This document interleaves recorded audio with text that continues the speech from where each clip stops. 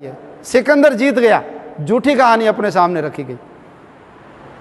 एकलव्य दलित, अंगूठा कट गया बेचारे का। अरे वो तो ठीक है, लेकिन एकलव्य था कौन?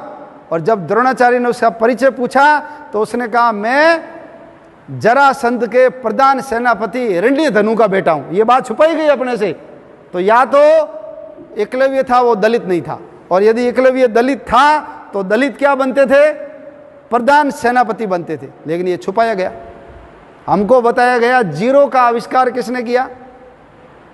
किसका नाम आता है? आर्यभट्ट का नाम आता है। आर्यभट्ट हुआ 2000 साल पहले।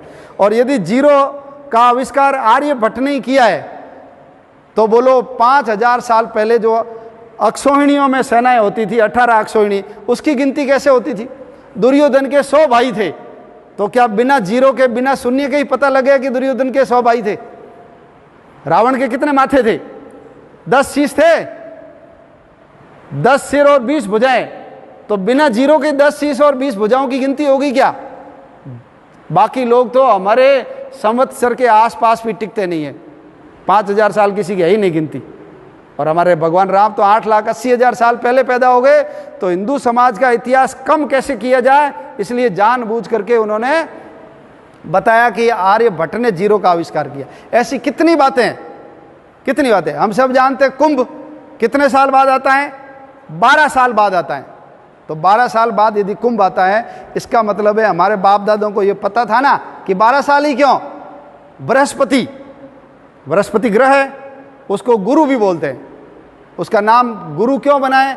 क्यों? क्योंकि सबसे बड़ा ग्रह यदि कोई है तो वो है बृहस्पति, और जो बड़ा होता है उसको हम गुरु भी बोलते हैं। इसलिए उसका नामकरण भी क्या किया है? गुरु, बृहस्पति।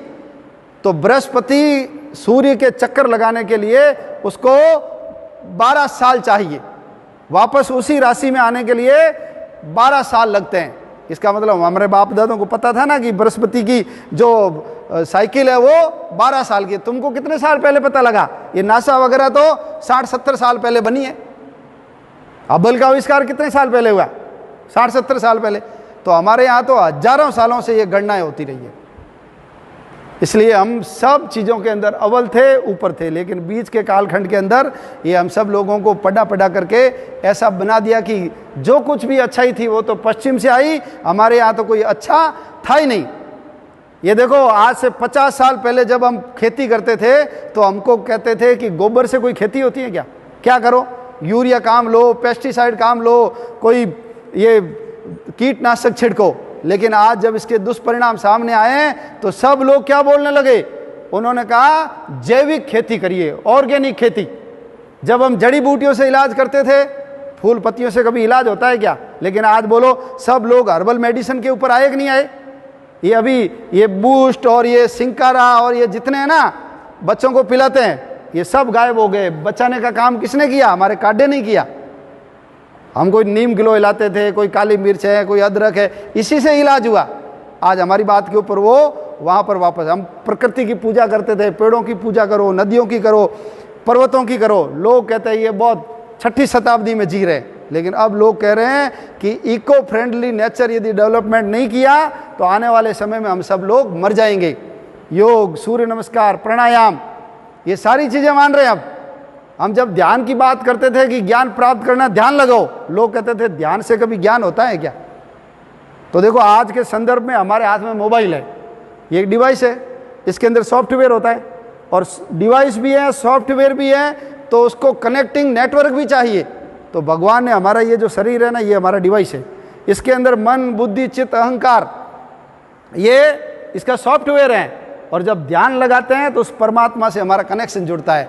और जैसे आज यहाँ बैठे हमको न्यूयॉर्क टाइम का अखबार पढ़ना है, तो आप या तो विमान पकड़ करके वहाँ जाओ, जाने में 20 घंटे लगेंगे, और आज का अखबार कल जा करके पढ़ोगे। और दूसरा, मोबाइल उठाइए और उसके अंदर 5 मिनट में डाउनलोड करके पढ़ लीजिए। जब ध्यान लगाते थे तो हमको सारी चीज़ें मिल जाती। लोग आज ध्यान के ऊपर आ रहे हैं, यानी हमारी सभी बातों के जो सिद्धांत थे उनको सब लोग वापस स्वीकार कर रहे हैं।